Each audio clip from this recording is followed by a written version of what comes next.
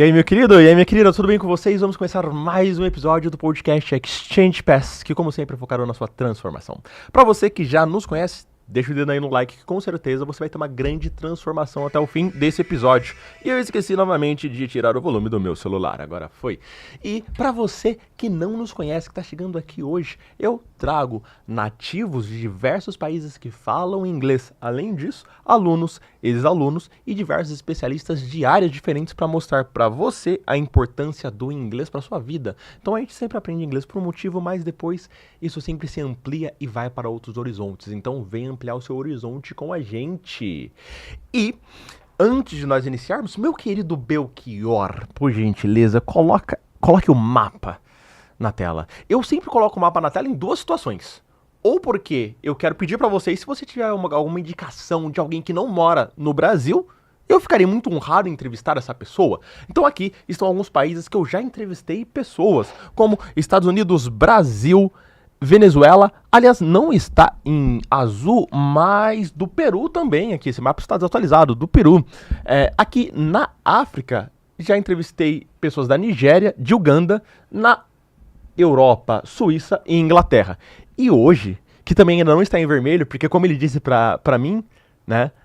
Haven't done yet, we haven't done yet. Nós não fizemos ainda, nós não terminamos esse episódio, nem começamos, aliás. Então, ele é da Austrália. By the way, a propósito, by the way, all in English, tudo em inglês. From now on, de agora em diante, vem praticar seu listening com a gente. Man, could you please introduce yourself? And by the way, tell us your name, because I didn't ask you how to pronounce your name correctly, so please introduce yourself. My name is Hassan. I'm from Australia, and I'm here in Brazil studying. Yeah. For how long? I will be studying here until about July. July. And then I will probably stay until August, I think. August, Yeah. all right. And then come back at the end of the year. Okay, can you tell us, where are you from? Yes, from Melbourne, Australia. So from the south of Australia, Melbourne. In Victoria is the state. Mm-hmm. And I was born in Canberra, which is the capital. Oh, a little Come bit closer. closer. Yeah. No worries. Please go ahead, sorry. That's all right. Canberra, Australia, which is the capital city. It's Got it. kind of similar to Brasileira. Brasileira? Yeah, brasileira. Brasileira, the capital here. So it's small, pretty small place, not a lot going on. That's where I was born, and then I grew up in Melbourne. Okay, great. Yeah. One thing, we were talking before the podcast started about accents. And I told him, no way, you're not from Australia, because I'm able to understand you clearly. I understand you very well. So talking about accent, people struggle to understand you here or abroad. How does it work for you? Most of the time, I find people can understand me pretty well. My accent isn't too strong, whereas I was saying before, it depends. There's strength levels to Australian accents, and it also depends how fast you talk. I've been told I don't talk that fast, so that makes it easier to understand. But as I was explaining to you before, if I wanted to talk like a proper Aussie like that, then it's kind of harder to understand. You know what I mean? Yeah. Yeah. I don't speak with that thick kind of accent, but yeah.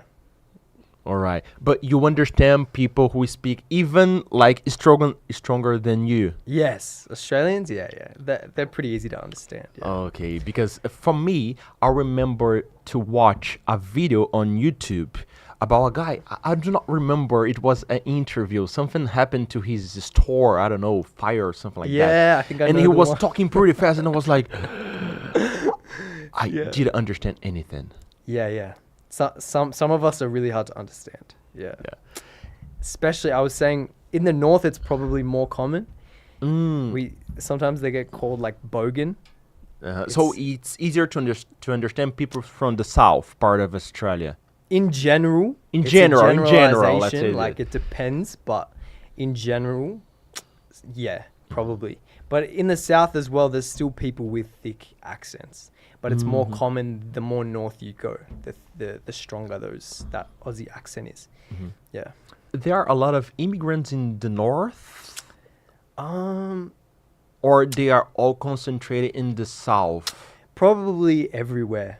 Yeah. Everywhere. In the north. Not a too. specific place. No. Nowadays, kind of everywhere. It's quite a multicultural country. Oh, good. You know, because Australia, there's no such thing as an Australian except the indigenous Australians. Yes. Aboriginal, indigenous. So everyone there, even all the Australians that you think of when you think of Australia, they're all immigrants as well. Most of them, most of the white Australians, they're immigrants from the UK, so England, Ireland, Scotland. That makes up the majority of the population. And then there's immigrants from everywhere, or from most places.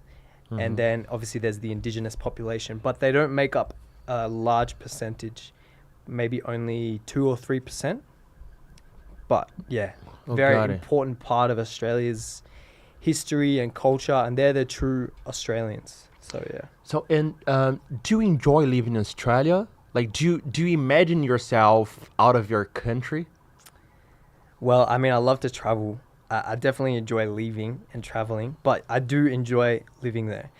There's a lot of benefits, and there's a lot of, like anywhere, you know? Yeah. Yeah, pros and cons, we kind of. Yeah, got it. Yeah, so like, yeah.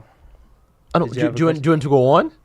Well, I can go into the pros and the cons if you want. Yeah, please, go ahead. Well, for me at least, this is my opinion. It's all subjective. But the things I love about Australia is the nature. Really nice, beautiful nature. And you can leave the city and be in quite unpopulated areas because the population's small. So there's a lot of beautiful nature that hasn't been spoiled by a lot of infrastructure. So, but I mean, similar to Brazil has a lot of beautiful scenery as well. That's one of the biggest positives. Obviously, the quality of life in terms of safety. It's quite a safe country. Income as well. The income's good. The minimum wage is good. So these kinds of things contribute to a high quality of life. But for me, what's really missing in Australia is that community aspect. It's very individualistic. It's not like collectivist. Everywhere? Yeah, everywhere except, I mean, in country towns, it's maybe a bit more community oriented. In indigenous communities, which I've spent some time in, it's definitely more of a collectivist community oriented society and lifestyle, but they face a lot of other issues in those remote communities. But in the cities in general, it's a very individualistic society, much like basically everywhere else in the West. If you look at America and a lot of Western countries, capitalism kind of fuels that individualistic mindset. So people aren't really friends with their neighbors as much anymore. It's a bit less common to talk to someone on the street or on the train or whatever. Someone might look at you like you're being a bit weird. So that's something I don't really enjoy. The lack of culture. Australia doesn't really have a culture besides all of the indigenous cultures. To me, that's Australia's culture, but that isn't at the forefront of Australian society. People don't hold that in general in as high regard as it should be held in. Okay. Do you think it's changing? Because I've seen some photos of you like with some indigenous. So do you think that like their culture is really being spreaded about like around Australia? I think, look, it's very complicated issues. Muito complicado. The indigenous Australians face a lot of disadvantage, and things are slowly shifting, very slowly. But I think in general, there's still a lot of work that needs to be done. For me personally, you would have seen those photos because that's my kind of field of study. I studied indigenous studies, indigenous cultures and histories, and most of the work that I've done has been with indigenous youth, indigenous kids or teenagers in kind of school settings, and I've worked in communities. But I would say this is not common for your average Australian. It's not common for your average Australian. People do it, but it's a small number of society. So if you take an average Australian, they wouldn't really, some of them might not have even met an indigenous person in their life. So yeah, back to the initial point. That's one of the things you'll find I find is lacking a little bit in Australia, is just culture and that community vibe, you know, where in Brazil, it's so rich with that. And that's one of the things I really love about Brazil. Yeah, it's just rich with that culture. There's always things going on. You can talk to a stranger on the street and they'll be your friend automatically. And that's something that's kind of missing in Australia. Do you know something really, I don't know, that I didn't have in mind before talking to you, is that I used to work at the airport some years ago, and I would receive people from all around the world. I remember from noon to 3 p.m., Americans, Canadians, and Japanese people. From 3 p.m. to 6, people from India, France, and many other countries, but like many others. And I used to recognize people from Australia easily. Why? They are always smiling. Like they are in the line waiting for their time, not shouting, and very polite. So I had this impression from people from Australia a bit different. Maybe because travelers, they are opened up for this kind of new experience. You know, they are more outgoing. Yeah, it's interesting observation.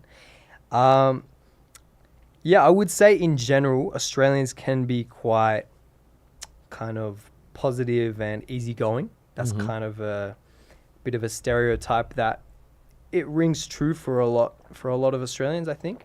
So that's probably why they'd be happy to be traveling and everything. They can be very nice people. But as I said, it's uncommon. If I was walking down the street and I went up to someone and started speaking to them, initially they would be suspicious. They wouldn't be open to it straight away. You know? Right. They would be a bit suspicious. You would have to break down that initial wall that might be up. And I asked these things for you because there is a sentence that we Brazilians, we always say about Australia. Australia is Brazil that worked. I don't know if you have heard this sentence before. No, I haven't. Yeah. So we say this because we both are large countries, and the weather is really similar. So Brazilians say, well, Australia is a country that really works, comparing to us about like feeling yourself safe in your city, you know, and this kind of thing. But do you agree with it? Like now I want your view from Brazil as an Australian, because we say this, but most of us haven't been to Australia before. I mean, okay, when you look at the quality of life kind of indicators, like life expectancy, the crime rate, education rates, income, all of these things, I think Australia overall is a success in that sense.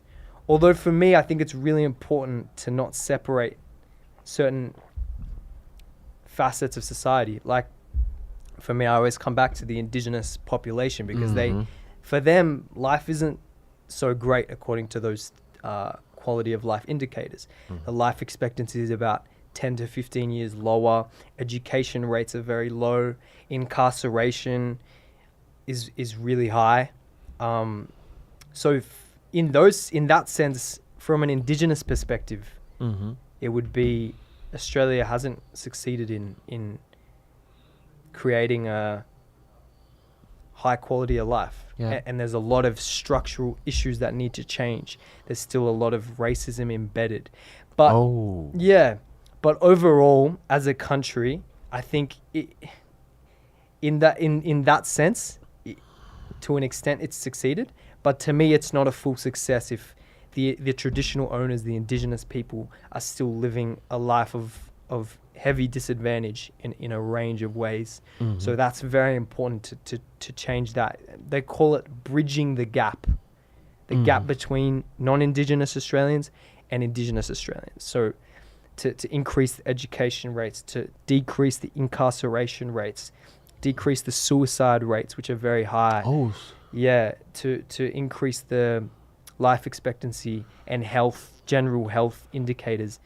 I mean, with Brazil, obviously, and from speaking to locals, it's so rich in culture and life, and people are so just full of energy and friendly. I really love Brazilians. But the concern that most of you raised with me is that the two main concerns, can be hard to find a job, so employment is difficult. Income sometimes isn't the best, or it's hard to find a job with a good income, especially even if you're a skilled, educated person. The opportunities for the work opportunities, employment opportunities aren't as rife, I guess, or common. And crime, safety, that's the other main issue, which also makes sense. I think it's not really, compared to a lot of places I've been, I would say Australia is a very safe country. Things still happen like everywhere, but overall it's quite a safe country, especially for men. Like anywhere in the West, women face a range of, I guess, disadvantage as well, and safety issues, and that's just another major problem, that I guess global problem that hasn't been solved yet. Yeah, because saved for us here in Brazil is like the thing we really love to have. We really would love to have it, because most part of Brazil, it's uncommon. So sometimes we don't feel safe to, I don't know, buy something in the supermarket just crossing the street. So we normally, when we compare ourselves to other country, we look at these points and we get blind to all the others. So sometimes it's hard to evaluate correctly, as we are doing here, putting the pros and the cons because of it. Because most of us live a life like very hard. Yeah. Anyway, moving to another topic, now talking about your culture, kangaroos and exotic animals in Australia, because some of us are afraid of going to Australia because of it. But I've heard that it's common in the countryside, the rural area, but not common in the city. Yes. Okay. This is a good topic, because when I'm traveling, the first thing everyone says about Australia is that, I want to go there, but it's so dangerous. There's so many animals. There's so much wildlife that's just going to kill you. And I guess all of these nature documentaries have taught everyone, when you look at the most deadly animals and insects, creatures, that, I don't know, 4 or 5 out of 10 are in Australia. But in general, as an Australian, it's not really something we think about. Especially, most Australians live in the city, in a city. And even the Australians who live outside the city, and I've spent a lot of time in towns or in really remote places. Sorry to interrupt you, but there is a huge part of Australia that people do not live there. Like, it's not able to build houses, apartments, kind of thing. We cannot have buildings, right? There's only forest. Kind of. It's more so you can it could be developed. It's not that it's not that you can't live there. It's more that it's just not very populated at this point in time.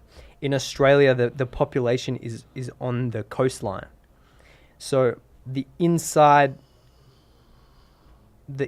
of Australia isn't dense with people. There's not many people. There is still people. There's small communities all throughout the country, but there's just not many people.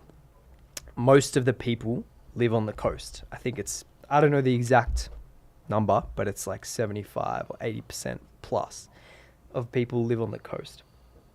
Oh. But regarding the animals, I would say it's not really something that affects most people. I don't know anyone personally who's been severely hurt or killed by a dangerous insect or reptile or animal. I think overall, we actually tend to think, and I always say, I think Australia is very safe. I go camping quite often when I'm back home, out in the bush, we say, and I never really worry about that. Occasionally you'll see a spider that looks like it might be venomous, and you just kind of move it along. But overall, there's not really any big predators. And I always say, like, take America, for example. They're scared of Australia. But if you go camping in America, you got to worry in certain places about bears, coyotes, mountain lions, all these big predators that we don't even have to think about. And yeah, the only thing I will say, the one animal that I find is really, really scary and intimidating in Australia is the saltwater crocodile. Oh. So, but they're not anywhere in the south. They're only on the northern kind of coastline. Oh, so only in certain places. I lived in Darwin, which is in the north, for a year. And that's more of a concern there. Like you don't want to swim in the beach. Yeah. There's more concerns about swimming in the beach because there could be a crocodile there.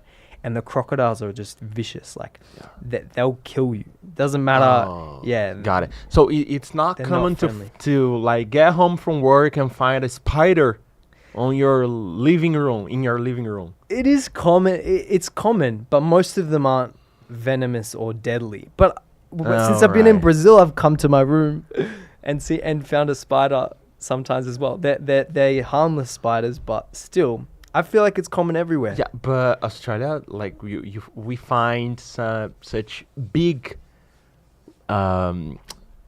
spiders, right? Yes. So a bit different here in Brazil. The ones we have here, we just look at them. Yeah. Okay.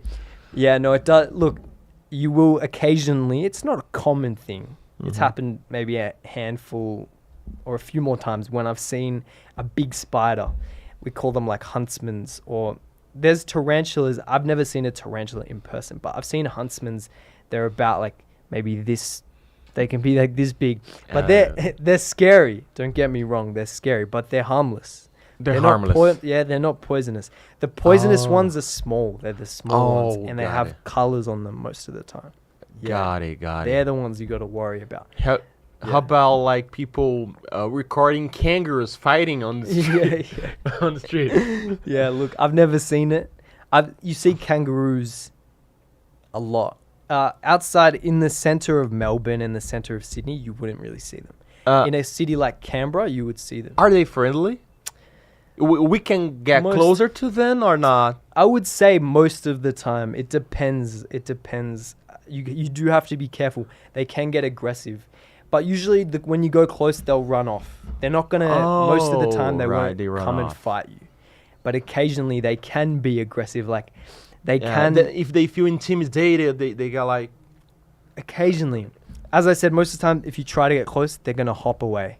But there are times like in videos you might have seen where people punching on, that's what we would say, have a fight with a kangaroo or something. Because sometimes as well, people have to protect their dog.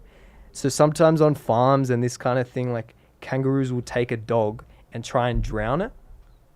We don't really know why, because they're not going to eat it. They don't eat meat. Okay. So they can be dangerous for dogs sometimes. They've been known to occasionally try and drown dogs. So then the owner will come and try and back up their dog. And that's some of the conflicts that you might have seen on videos, is an owner trying to stand up for their dog. But not very common.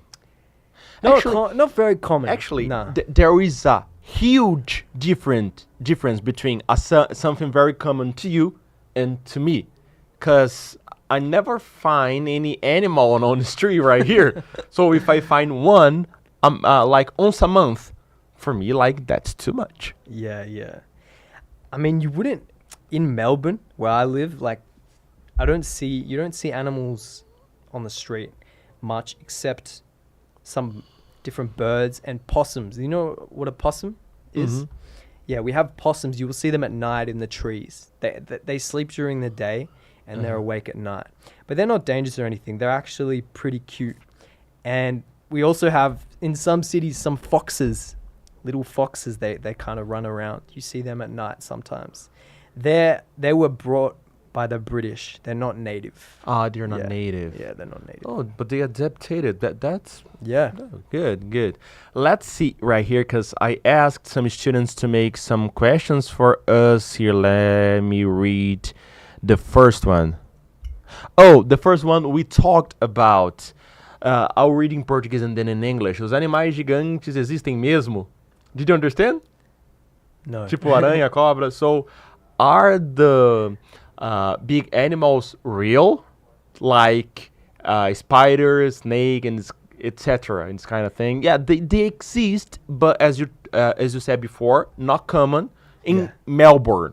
Yes. But maybe in other parts of Australia, it is. Yeah. But when it says the big animals, this is the thing. Australia actually doesn't have many big animals besides the crocodile. Kangaroo is probably the biggest native animal on land that we have.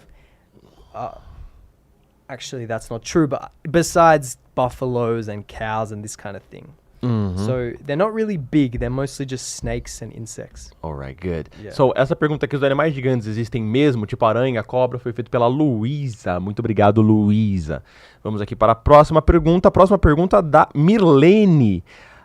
Australianos sabem identificar brasileiro falando inglês? So, Australians are able to recognize a Brazilian speaking in English? Is the question? Can Yes. we recognize? It depends on the Australian and how much they know of Brazil and Brazilian culture. For me, I think I can recognize. It's the way certain words are said, adding a Y to a lot of things. Yeah, Yeah, we do it a lot. Drinky, smoky, and what else? I'm not pronouncing a H instead of an R, like Rio de Janeiro. Instead, oh, got This it. kind of stuff. Rio. Yeah. So, Rio. Or Yeah. instead of Like Ronaldo, hat, red. Head, Yeah. red. Like we confuse yeah. these two words. Ronaldo Yeah. instead of Ronaldo. So yeah, so these kinds of things, we call them like a tell. It's a giveaway. One curiosity about the Brazilian accent. Sometimes I tell my students to watch out while speaking, because when they pronounce this I after the word, sometimes they can speak another word, like have, heavy. Obviously, Yeah. we can understand by the context, but Yeah. sometimes the context doesn't help. So is it true? My It's point of true. view, it happens. It happens. Does it happen? I would say in general, it's not too much of an issue. Like, it's just like having any other accent. Mhm. Most Australians would be able to understand it if they're cultured. Mhm. But you're right. Like, there would be I think that's a rare case Mhm. where there's some words where if you add an I or a Y, it turns it into another word. Like heavy can sound like heavy. But I think, as you said, in the sentence, you would be able to tell. Yeah, but we still have to have in mind that sometimes a person who puts an I at the end of the word, sometimes in the sentence make other little, not mistakes, because actually it depends, like they are not mistakes, but they mispronounce some other words and it gets harder to understand the whole context. Yeah. Yeah, it can happen. I tell my students, you can count on the context, but watch out, because if you always say, oh, I can count on the context. Sometimes you're going to mispronounce a lot of things and no one is going to understand anything from you. Yeah. It's true. It is true. I would say, though, because I have met a lot of Brazilians who they can speak a bit of English, or they're learning English, but they don't speak it. And I get told that it's quite common to have like a bit of shame around speaking English. So I would encourage any Brazilians learning English to just try speak it with the English speaker. No one will judge you. I think a lot of English speakers don't speak another language, so even the fact that you're trying to learn a new language is respectable, and no one should look down on that. So I encourage you to try and give it a go. Just like I've been trying with Portuguese and sometimes failing, but it's a work in progress. Good. Man, there are many questions here, and some of them we have discussed before. I should have started with the questions. O pessoal deveria ter começado aqui com as perguntas, porque muitos de vocês aqui, ó, Luísa, uma pessoa que colocou o nome, só que tá o arroba dela, eu não sei qual que é o nome dela, então desculpa, eu não vou conseguir falar o seu nome, mas começa com De Macedo. Deve ser Daniel Macedo, talvez. Tiago e a Mirlene fizeram perguntas aqui. Qual é o nome da esposa do Jesus? A Vanessa. A Vanessa também mandou mensagem aqui, todas sobre coisas que nós já falamos. The students asked here, for example, tem muitos animais estranhos mesmo? Cobras e demais? Luisa asked the same question about big animals and this kind of thing. We talked about it. Tiago, australianos são receptivos com estrangeiros? So, are Australians receptive to foreign people? You have already said that before. Sometimes they are, but if you are in the first conversation, maybe they get like, be not so outgoing. Yeah, it really does depend. There definitely exists a bit of racism in Australian society, just like there does probably in most places. But you can meet really friendly Australians, and you could meet other Australians who aren't as friendly. But I think most of the time, if you're Brazilian, they would be interested to talk and wondering about, Brazil and where you're from. Yeah. Got it. Oh, a new question do meu aluno aqui, o Danilo Macedo. Okay, a new question. Let me. How is the? Oh, in English. In English. So quotes. How is the job market in Australia? Again, it depends which city. Yeah, which different cities. Which course you did in Brazil? A degree, if you have a post degree. Which area as well, right? Yes, yeah, definitely. It depends on the area. But I would say overall, while it does depend on the area, the field, it's not necessarily too hard to get a job. I think overall it would be considered a lot harder to find a job in Brazil than Australia. I think there's like anywhere, it's not always very easy, but there are jobs. The job market is relatively good compared to Brazil. I think it's good. You can, especially unskilled jobs. Construction, right? Yeah, unskilled jobs, you can always get unskilled jobs. That's easy. To get a skilled job might take a little bit more time, but it's relatively good. Yeah. Again, it depends which city, depends which area, but I would say it's good. People say it's good from abroad. Foreigners consider that it's quite good, and the job market. Yeah, a few months ago I had a partner here with the podcast with me. He's Brazilian. He lived for 7 years in Australia, and he loved living there. He just came back because of his family. He was missing them so badly, so he said, I'm not able to keep living here because I need to go back to Brazil. And now he lives here, but he says, man, I earned a lot of money in Australia, and I had a good job, a good salary. Mainly when you speak English, because I had a student, he was an elementary student of English, and she was not able to speak anything.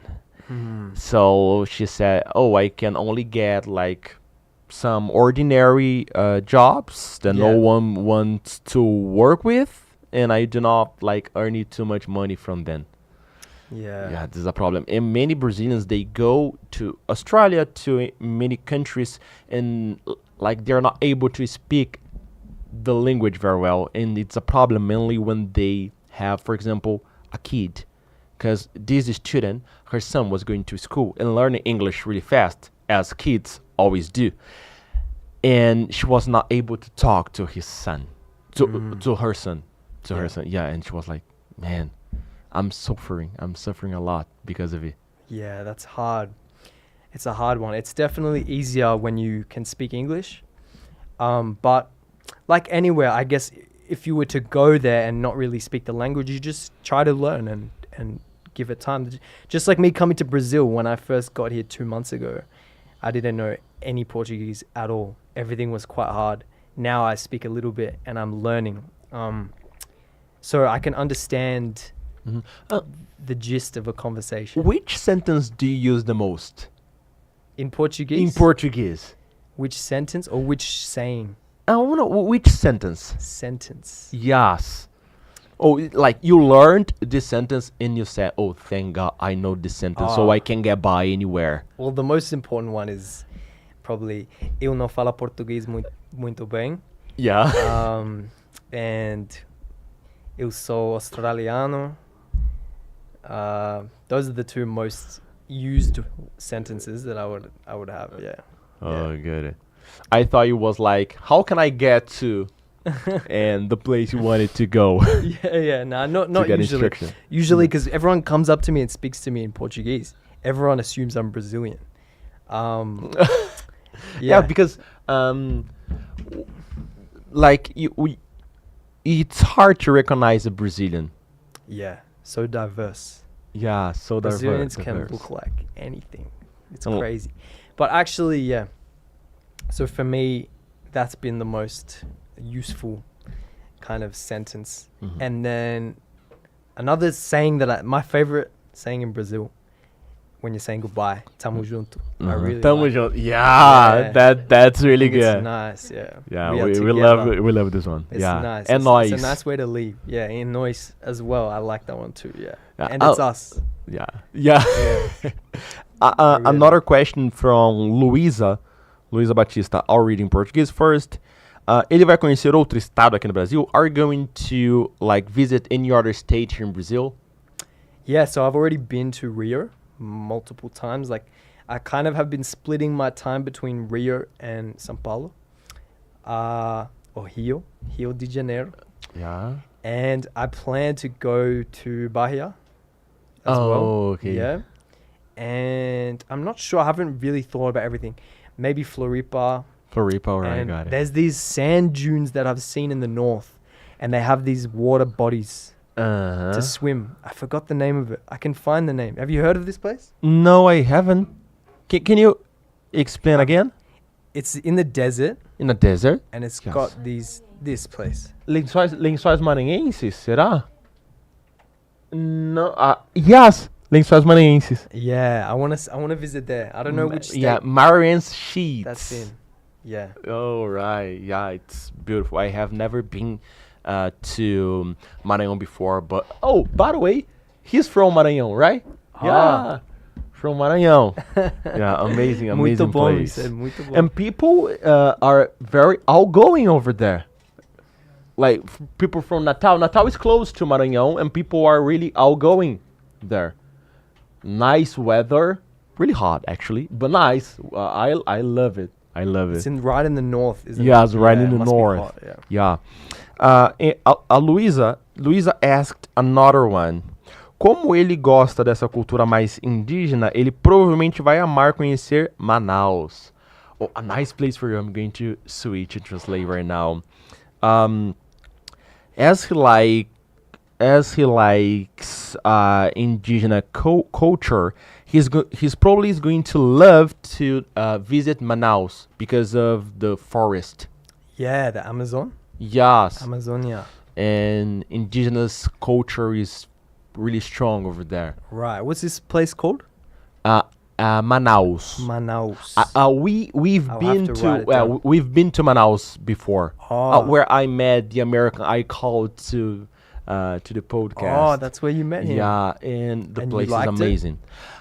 A bit dangerous in the city center, but if you walk in the city center like in the morning, the afternoon, it's gonna be okay. At night, Just never. be careful. Yeah, Yeah, yeah. because when I want to know if a place is dangerous or not, I take a Uber and I ask him.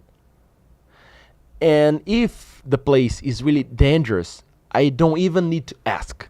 They'll tell you. Yeah, they tell me, oh, first time here, man, watch out, you know? Be careful. Like, yeah, close the windows, don't walk alone or at night. They always say something like that. Yeah. And Manaus was a place that there was no need to ask anything. Oh, they just told Yeah, you.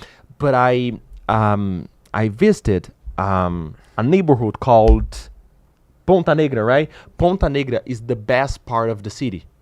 Many politicians live there, so it's a nice place to be at. There is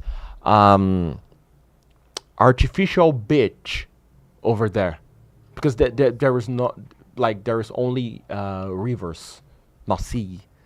But they made like an artificial beach over there. It's amazing, beautiful, and a place really unique. Yeah, wow. It sounds y- unique. So it's inland. It's not on the coast. Inland. It's Yeah. inland, not on the coast. Interesting. Man. I'll have to visit it. Yeah, I'll show you some photos, Yes, show me some photos. later. Maybe I do not have them For here, sure. but I'll show you them. We have contact anyway. Yeah, yeah. So another thing, what do you most like about Brazil? Okay. What do I most like about Brazil? The culture. The culture. Definitely. The people and the culture. Yeah. As I said, very warm people. Mm-hmm. When you start a conversation, very nice people. They're very happy to talk to you, very curious Yeah. to talk to you, very generous. Mm-hmm. I really like Brazilian. Latin people are like this. Like, what is his name? Daniel.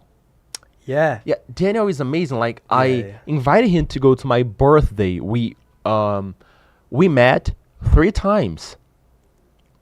Like in 2 weeks, maybe. Yeah, yeah, yeah. And He's a nice guy. yeah, and I was talking. Costa Rican. Costa Yeah. Rican. And we were in a bar here in São Paulo, and there were 2 guys, one from Colombia and the other one from Canada. Yes. And like both of them were nice, but the Colombian one, like he had the Latin spirit. We recognize it like very easily. Of course. And I invited both to come to my podcast. The Canadian one, he didn't answer me on Instagram. Okay, there's no problem. But the Colombian one, he sent me his number. We talked on WhatsApp, and he told me the dates he's gonna be here in Brazil again. Like, man, That's the warmth, the Latin warmth. That's the thing that's kind of missing in Australia. For me, funnily enough, this is probably worth mentioning, I guess, is that when I'm in Australia, I don't really feel Australian, Like I'm Australian, and I do feel that, but oftentimes I'm made to feel like I'm not really Australian because Australians are viewed to be like white people. mm-hmm. So for me, like my family immigrated. I'm Egyptian, Egypto, Mm-hmm. background, so North African, and yeah, so I'm aware of this a lot of the time when I'm in Australia, Mhm. and my culture is same like Brazilian culture, is very warm, very Mhm. community oriented, very generous. Everyone's brothers and sisters, even a stranger on the street. So I'm used to this kind of family vibe, and the society's different. So that's why I resonate a lot when I come to a country like Brazil, and when I travel a lot of countries outside the West, they're like that. I haven't been anywhere else in Latin America yet. Brazil's my first stop, but I'm loving it so far, and I really resonate with the people. I think largely because of that as well, that warmth that I find is missing a lot of the time in the West. Yeah. And if you had to choose between Rio and São Paulo, which you would choose? Don't make me do this. It's hard, because I really like both. I really love both. I really do love both. At first, I was like, Rio is definitely better. But, São Paulo's grown on me a lot as well. It's kind of similar to Melbourne. If you were to compare two cities, Melbourne and São Paulo is the most similar. And Sydney and Rio de Janeiro is the most similar as well. Oh, got it. So it has more of that beachy, active lifestyle kind of vibe, a bit more laid back. And São Paulo has an art scene and a good bar scene and lots of it's a bit more trendy, and got that hustle culture, a lot of people working really hard, the traffic's heavy. So but it has its beauty in the bars and in the pagode and the samba in the bars at night. I do really enjoy São Paulo, and the parties are great too. But I think I do love a beach. I might have to go with Rio on this one. I do love the beach and just being able to go there, and it's very laid back. You can go anywhere in like flip-flops or thongs. We call them thongs in Australia. Oh, you don't say flip-flops? No, we call them thongs. Oh, I have never heard this one. Yeah. When are you normally free for to go out to visit a place here in São Paulo? Because you study here, right? Yeah. Okay. I'm free most nights, but usually I would go out on the weekend. Okay, you don't Saturday. do it on the week. No, I do. Oh, I you do? I'm free. Okay, because I'll invite you to a nice. Do you like flashback songs, like 70s, 80s? Sure. All right, perfect. Yeah, we supposed to go there today, but we are kind of busy with other stuff. We are going to invite you to go there. Sounds it's good. amazing. The vibe is incredible. Wow. Fesho, you say fesho. Official, yeah. Fesho. Closed. Yeah. Not the same thing. Deal. Deal. Yeah, deal. I told you before about this word. Do you remember? Okay, because she's my student as well. So I said, when like something like you, there is not the word actually combine in English to say this. We say combine like to close, right? But yeah, in Portuguese we say combinar. But there is not a specific word to say combinar in English. It's like a word that only exists in Portuguese and I think in Spanish maybe. But it's like when I forgot how to say that because you guys sometimes say more literally. Let's schedule a time to meet, something like that. So this is combinar in Portuguese. Combinar. Yeah, so when we combina something in Portuguese, like we schedule like something, deal. Yeah, I told her. Good student. Yeah, and backing up to our conversation right here, you said like between Rio and São Paulo, and I would say that like Rio is amazing because of not only the beach in the city center. Yeah, like it's so amazing. pretty. In the city center, you have a beach and like all the nature right there. Yeah, it's possibly the most. In fact, I would say it's the most beautiful big city I've ever seen in my life, I think, for sure. Because, the fact there's so much nature in the city. How many countries have you been to? I've been blessed. I've been able to travel quite a lot. I don't know the exact number, but I've been to a number of countries in Europe. I've been to Asia, Southeast Asia. I've been to North Africa. And I haven't been through the Americas. Now this is my first stop is Brazil.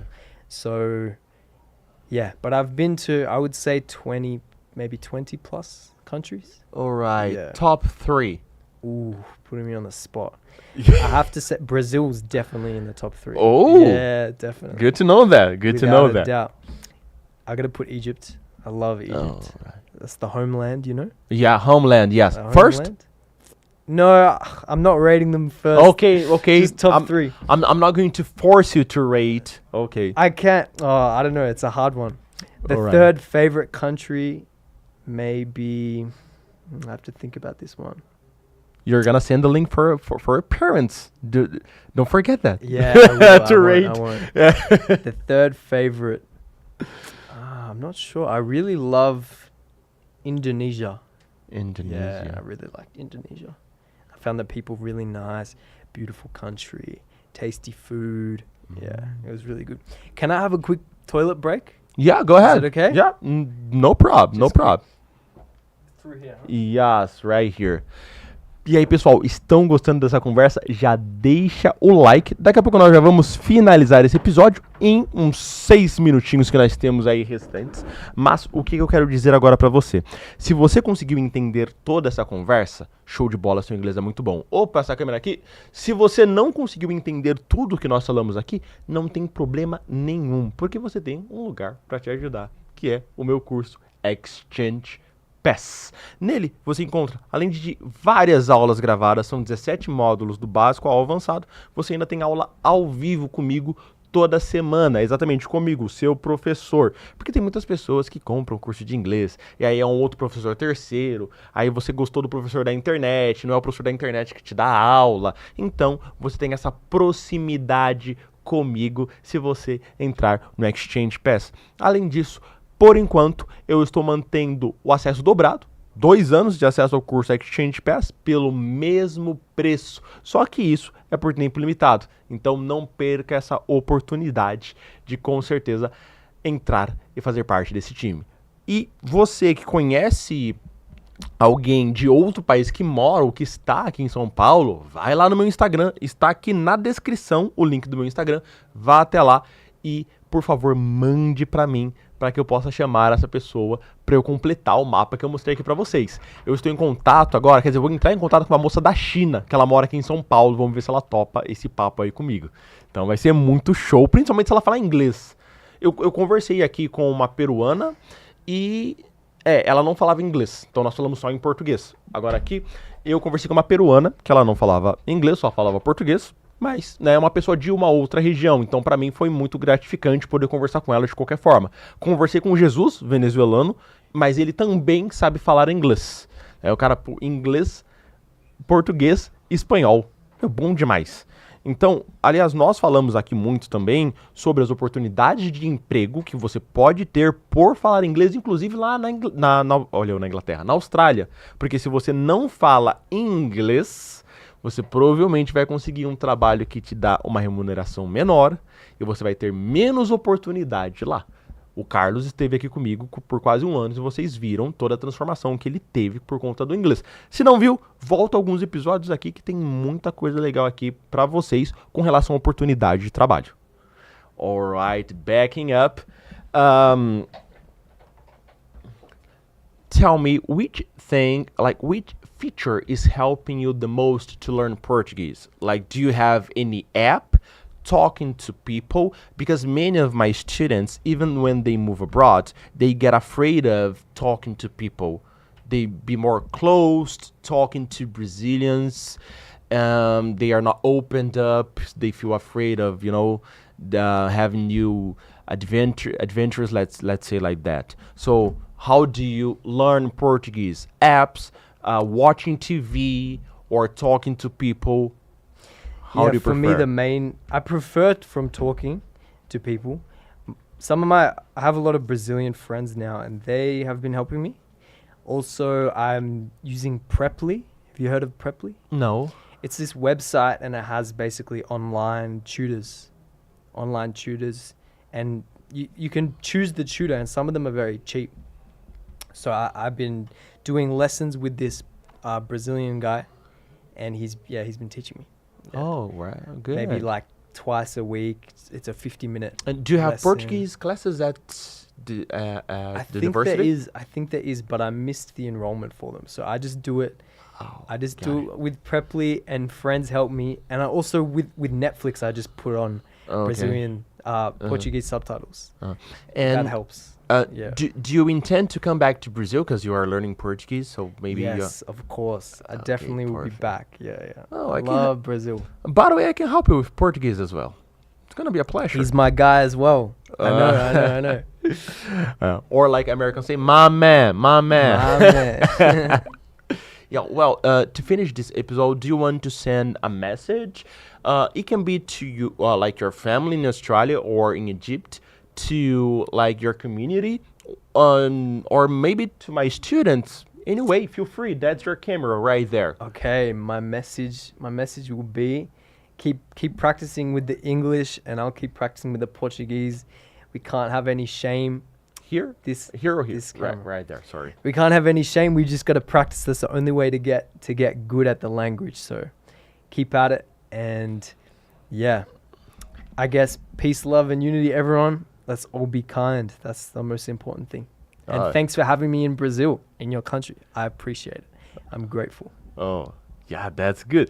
By the way, Vinicius, one of my students, asked, what advice can you give to people who are studying English? You already said that right here. Yeah. Vinicius, we read your message. Nós lemos a sua mensagem. Thank you. Thank you. Anyway, it was like good to have you here on my podcast, mainly because when we learn about new cultures, we open our mind and our perspective to maybe before judging, look through, because I teach one sentence to some of my students. With the same harshness you judge, someday you'll be condemned.